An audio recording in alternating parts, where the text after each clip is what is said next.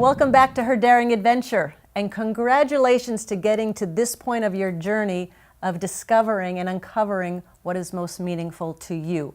We trust that you've been celebrating your wins from daring adventure to daring adventure. If you're not, you might even want to take a moment right now and write down 2 wins that you have right now, because that will acknowledge you and get you in a great mood to keep moving forward.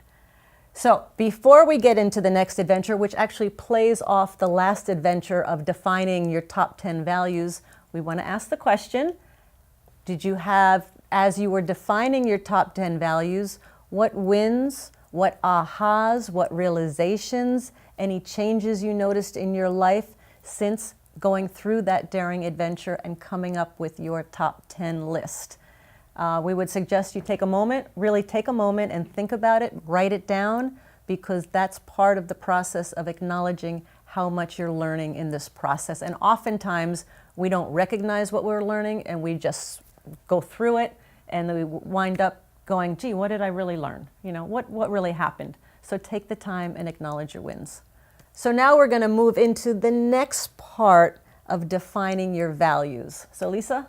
So before we really go into what that next step is, again, take another moment, pull out your list of values and go through them again. Just review them, review what you came up with and what your list was, just to refresh your memory, whether it's been, a couple days since you wrote your list or a couple weeks. So or a couple months. Or a couple months. Yeah, because there is no time process for this. It's each on your own time. So just take a moment before you go forward, pause it, and just review your list of values. So the purpose of what we're going to do next is to really ask yourself why. We talked a little bit about why in previous adventures, but we want to go back to each of our items and ask why. And it's so important. Yeah. Let's revisit why. Yeah, because that why is going to create the meaning, that internal meaning of why something's important to you. And as we discussed before, your why is your driver, but the meaning behind your why is really the key component to being your driver. Yes. And actually, as we went through this process and I was coming up with my whys to my values, I noticed there was a little tweak in some of what my values actually were, because asking the question, why is this value important, or what about this value is so meaningful to me, really took me deeper. And because of it, the wording changed a bit on some of my values. Mm-hmm. And I'll tell you what else, it locked in those values, because when you get to the point of the why, the meaning behind the value, then you know for certain what those values are and how they relate to you. So, what are some examples of values and why? So I talked previously about balance being one of my values, which is kind of an interesting thing. When I went back and looked at my why for balance, I tend to go all into something. So I'll just get laser focused on something and really stop seeing the big picture. So looking at that balance, it was really to protect all areas of myself and to guard that so that I am really feeding my body, my mind, and my soul, and not to get so focused in one area that maybe another area becomes unhealthy. So that was what I wrote down for why balance. Yes, great. And it was funny, I had on my list money. Money was a value. I'm like, that's kind of a funny value, money. And so when we started asking the question, what's meaningful about money? And I started digging and I journaled or I thought about it and I let it incubate. What I got down to, the why of money, was that not having to worry about money was what I valued. So, which also feeded into my independence. So money, the why, was not having to worry about money, which was so meaningful to me, because that freed me up to do what I wanted to do in this world. And that's a good point, because money is external. Yes. So you had to get to the internal reason of why. Yes. Yeah, good point. Yes. So on a side note, this is a little bit of an off tangent, but it's right on track, because we're talking about values, and sometimes your values, you'll knock up against your values. And we studied this book, another book that we all studied called Presence by Amy Cuddy.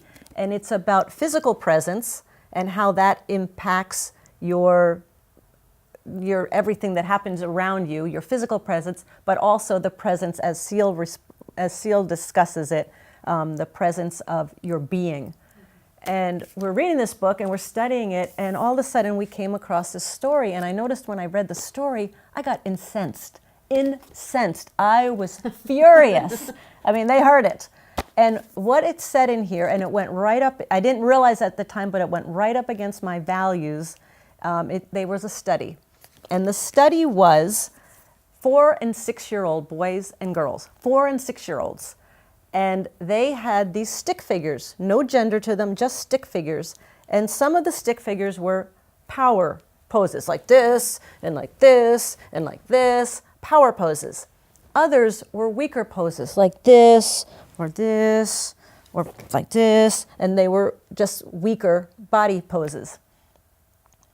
I want to say 90-some percent of 4 and 6-year-old boys and girls said, these are the boys and these are the girls. 4 and 6-year-olds. I went ballistic. And afterwards, I'm looking at it, I'm like, this went right up against my thing of independence, about being a powerful woman, about having women be everything they can be. I went crazy that kids are getting programmed at 4 and 6-year-old to already have that thought in their head that girls are weak and boys are strong. So in reading this, I noticed it. Number one, it incensed me, but it also awakened a value that I didn't realize how strongly I had that value. So it strengthened my value. It validated it. Validated it, exactly. And it's also one of the reasons we do Her Daring Adventure is for stories like this, is we don't want young girls to think that they're weak and less powerful, physically, mentally, emotionally. It's time we make a change, and it's time that we teach and become role models to the young women so that we don't have situations like this. And we need strong role models, female role models in the world today. And it's time we teach our young women to be those role models. So that's a tangent. That's a little bit of a rant, but It's an important it's an important rant. So, okay, so the Dare to Act. So your Dare to Act is to go back through your top 10 values and put a why to each one. Write out a story or a definition of why that value is important to you. Yes. What about this value is meaningful to me? What about this value is important to me? I mentioned on an earlier adventure my love of nature. Nature is one of my values, and the why behind it is because I feel that we are connected to all living things. So when I'm out in nature, I feel a euphoria. I feel freer. I feel bigger. That's the why behind nature. So let us show you what this process could look like. And what you might want to do is team up with another woman, maybe somebody you know who's also going through Her Daring Adventure, or reach out to somebody on Facebook. You could do it, go to meeting, Skype, but reach out to somebody who's in the process and maybe work with each other on the why of your processes. So, Lisa, what's the value? One of my values, it's combined words. I have the warrior spirit and I'm a protector. So I use those two words as the same value. Okay, so I would start and ask you, so what is meaningful about being a warrior and protector? Well, growing up, my father was first he was a veteran in the Army, fought in the Vietnam War, so I grew up with that. And then when he got out, he became a deputy sheriff, so he was in law enforcement. And I spent my early years running around the jail, running around the sheriff's office, going on ride-alongs with him. So I just always had that, seeing the injustices or seeing people that got hurt and him doing something to help people. So why is him doing something to help people? Why does that translate into your value? And that's a great question, because that does seem external, and is it my value or his? Right. So him doing that, me growing up and just seeing that, it just felt right with me. It felt internal, it felt right, it felt like it was a part of who I was, even though he was doing it. And I think when it really hit my core on that is my value was when I think I was 12, maybe 11, 12 years old. But when Adam Walsh, remember Adam Walsh, when he Who was disappeared? kidnapped? Yes, he was kidnapped. He was yes. kidnapped and he disappeared, and there was that movie with, I can't remember the name of the movie, but when he disappeared, I thought, how can someone do that to a child? How can someone take a child, and I don't remember how long it was before they found his body, but that hit me to the core on someone needs to protect these kids. Someone needs to protect kids, people from bullies, from getting hurt. It was just something that hit me true to my core. And ever since then, I've always felt this need to protect people. If there's an accident and no one's there yet, I've seen a few accidents before I became in law enforcement. I had to stop and go make sure they're okay. I've had Josh stop alongside the road. We got to stop. We got to make sure they're okay.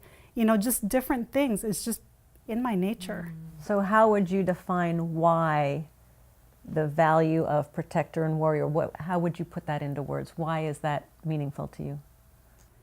That's a good question. So putting it into words, why is it important? Because I feel this need to protect. I feel this need to fight for things that aren't right, if that makes sense. That makes perfect sense. Yeah. So that is your why. By That that is my why. injustice you feel. The Yeah. need to fight injustice. And even with Warrior's Heart, I am protecting our protectors. Yeah. Very cool. You've made it your life work. Yep. Thank you. Thank you. So there's a real life example. We didn't know this about Lisa. Nope. We didn't know this until just now. So that's how the process of asking why a value is meaningful to you, this is how it works. So take your time with it, because the why will give more meaning to your value and solidify it. And this is such an important step in discovering what's most meaningful to you. Yeah.